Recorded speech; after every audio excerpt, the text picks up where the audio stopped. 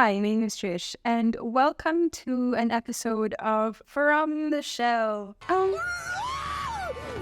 Yes, From the Shelf. It has been a while since I've done an episode for this series, but to be fair, it's been a while since I've done anything in my channel.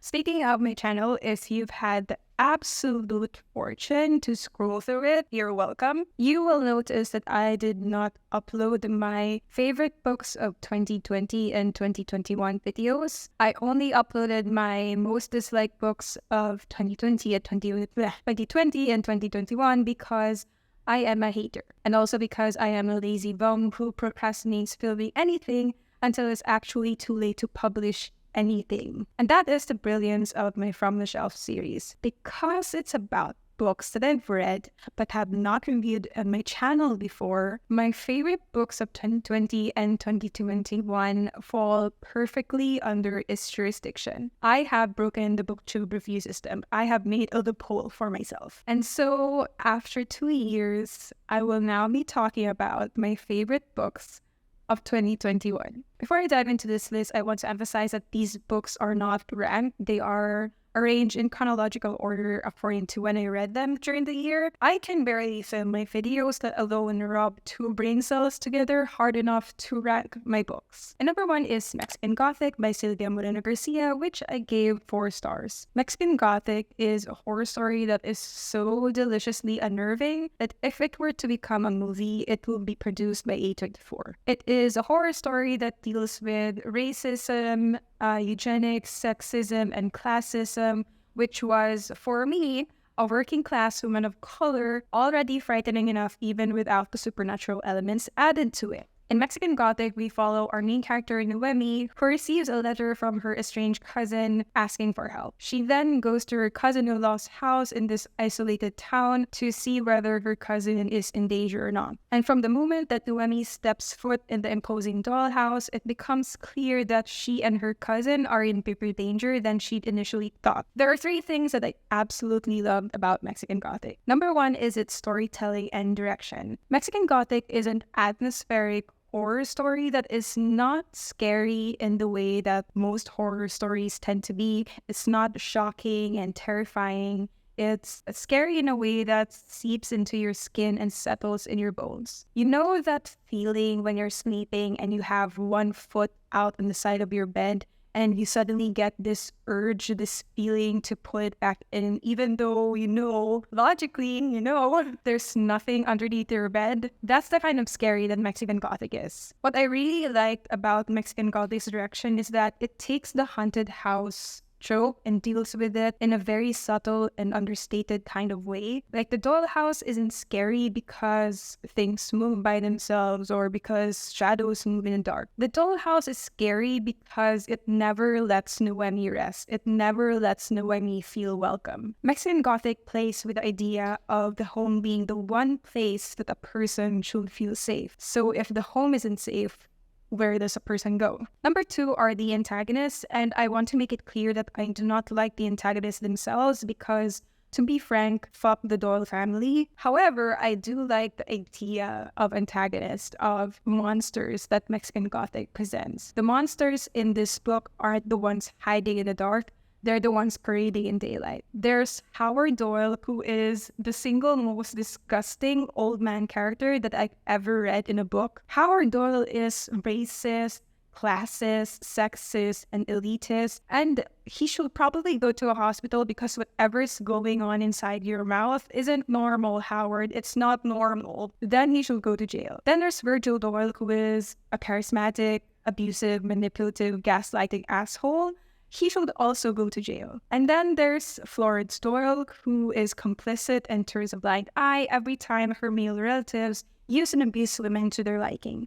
She should also go to jail. No, the whole family, just jail. Well, not the whole family, because you can't jail Francis for being a nerd. And number 3 is Noemi. She is one of the most fabulous characters that I've ever had the fortune to read about. What I really liked about Noemi is that she subverts the not like other girls trope by being like other girls. She loves makeup, she loves fashion, she loves looking good. The world could be ending, but she'd rather be caught dead than looking less than stunning. She is the embodiment of stress but well dressed. Noemi isn't also necessarily the best at anything. She isn't the smartest, she isn't the strongest, she isn't the most cutting, and so she has to work twice as hard in every situation, and that made me want to root for her even more. Noemi is also a much better person than me because no one, and I mean no one, can make me stay in a haunted house with a racist homicidal family when I have every opportunity to leave. No one. And if you want to hear more about how much of a heartless bitch I am, you can watch the Treehouse live show discussion of Mexican Gothic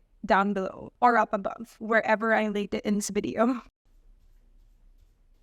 The second book in this list is Cemetery Boys by Ethan Thomas, which I gave 5 stars. In Cemetery Boys, we follow our main character, Yadriel, who is intent on becoming a brujo and having his family accept him as a man. One night, he and his cousin Maritza investigate the cemetery after the sudden death of their other cousin Miguel, and Yadriel mistakenly summons the spirit of a stranger named Julian. And now, in order to help Julian cross over, Yadriel needs to help him deal with some unfinished business. This leads them to discover that the death of Yadriel's cousin might be connected to the other disappearances throughout the neighborhood. On top of that, Yadriel also starts liking Julian, which makes him not want to part ways so fast. Funny, endearing, thoughtful, heartwarming, and magical, Cemetery Boys was definitely one of the highlights of 2021 for me. And if there's one book in this list that I will force anyone to read, is this one. The characters in this book are so endearing and so easy to become invested in, and Aidan Thomas's writing is a good balance of lightness and substance, and it made the book easy to dive into. Now, I am a cis straight woman, so I'm not the right person to talk about the trans and queer representation in this book, but the reviews that I've seen from Goodreads and Twitter shows that this book has been positively received by queer readers. If there's one thing I want to say though, is that it's really nice to see and be able to read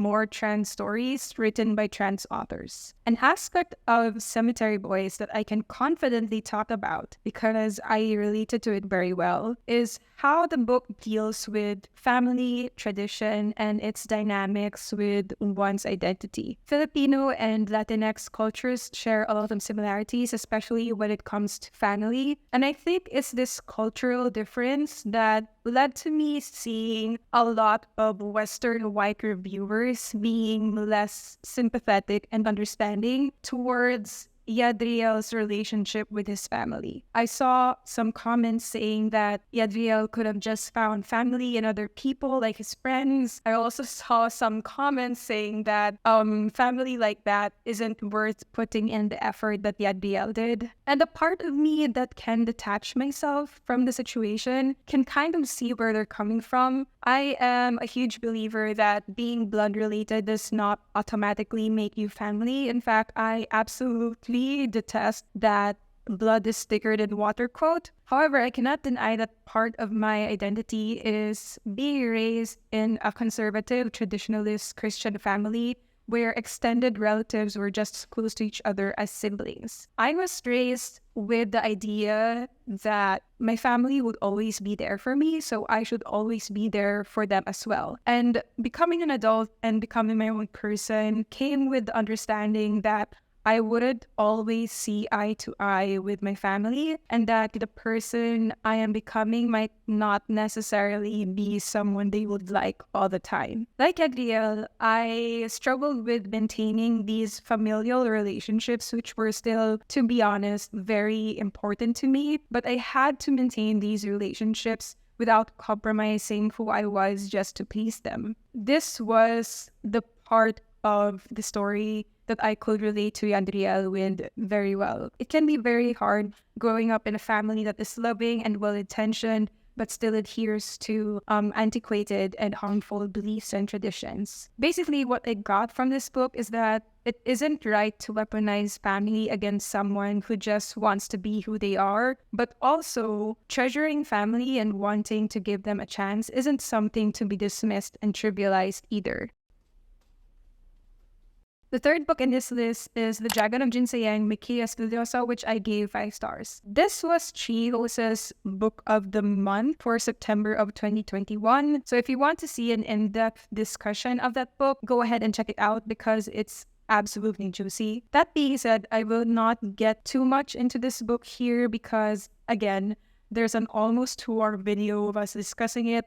I will make you watch it. The Dragon of Jin is the third book and conclusion to the Chronicles of the Bitch Queen series by K.S. Villosa. A lot of shit happened in the previous books, and I'm not going to lie, but before I started this book, I had some doubts as to whether K.S. Villosa could pull this off or not. Hear me out before you cancel me. It's because they did so well with the Ikisar Falcon that I wondered how they could ever outdo themselves with this book. And The Dragon of Jin proved that I never should have doubted me of little faith because K.S. Villosa is a genius and they finished this book, this series, in the best way possible. I have been alive for 29 years. Surprising, I know, because I barely look a day over 20. Thank you. No discussion, comments, or violent reactions. And The Dragon of Jin is one of the best conclusions to a series that I've ever read. Let me enumerate. Number 1, it still had a lot of meat and plot twists to give to the story and the character, despite already having 2 books before it. And you will only appreciate this fact to the fullest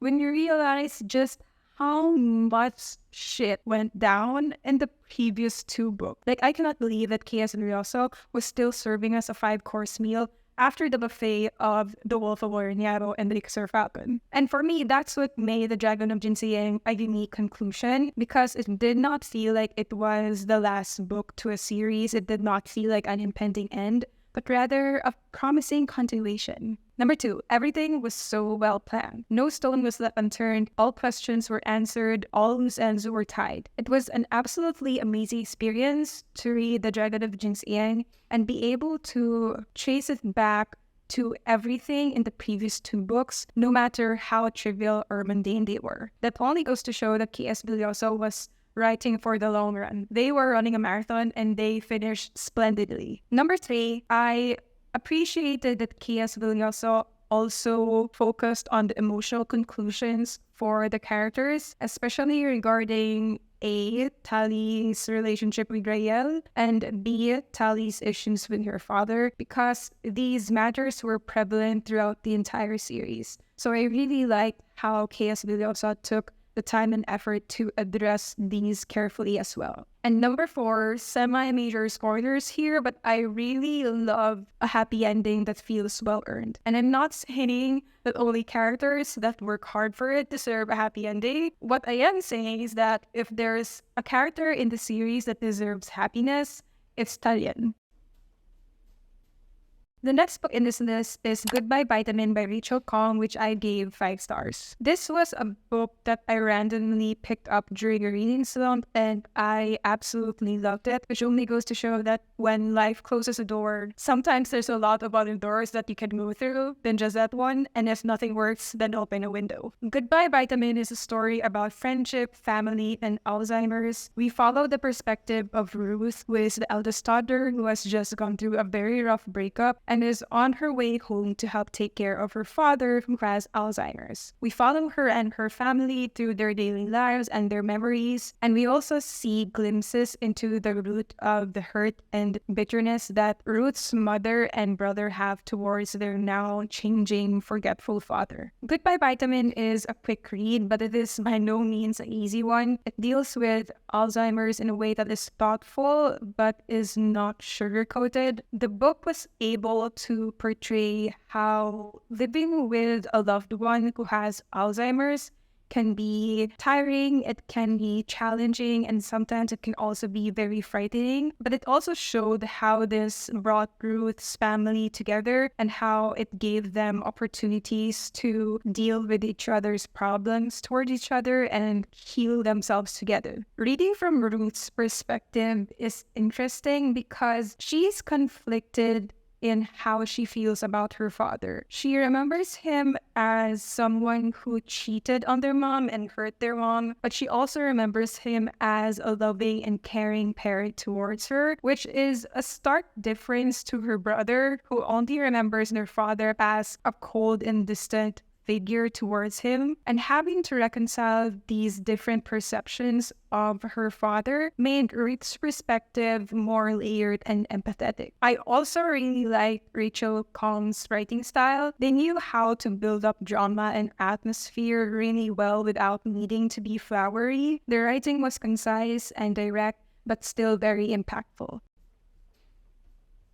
The next book in this list is No Exit by Taylor Adams, which I gave 4 stars. I picked this book up because Gerald and Kat would not shut up about it, and I was sick and tired of both of them. Like, they would both be blasting our GC with thoughts and statements about No Exit without giving me any spoilers. Me, whose love language is getting spoiled. But I ended up reading this book, and it did end up in my favorites list, so thank you, I guess. In No Exit, we follow our main character Darby, who is on her way to the next town because her mother is going through surgery. Unfortunately, she is snowed in and she has to take refuge in a highway rest stop along with 4 strangers. Things take a turn for the worse when Darby discovers a kidnapped child inside one of the vans in the parking lot. Unarmed, ill-prepared, and outnumbered, Darby has to figure out who is the suspect among the 4 strangers without putting herself, the child, and anyone else in bigger danger than they already are. You know how thrillers tend to be described as gripping? I personally found that to be an exaggeration for most thrillers, but with No Exit, I think that adjective is absolutely perfect because this book will literally grip you by the throat. It did not give me time to rest. It did not allow me a moment's peace to collect myself. It was just panic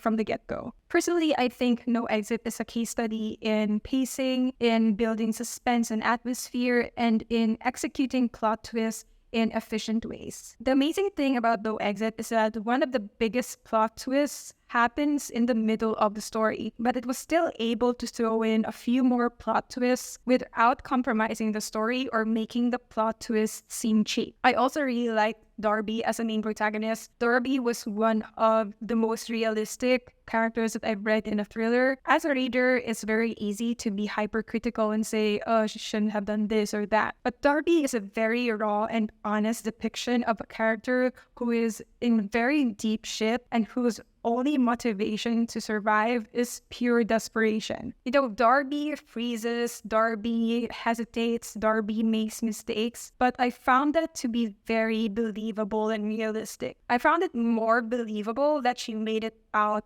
of pure desperation and just the will to live, rather than making it out because she was smart. Because we've all seen the horror movies, we've all seen the slasher films, and being smart isn't enough when you're up against someone or people who are just as smart as you, if not smarter. Also, if you enjoyed No Exit and want to consume media that is just like it, I would highly recommend watching the movies You're Next and Hush, because they also feature female main protagonists who have the same grit and desperation as Darby, and it's very satisfying to watch.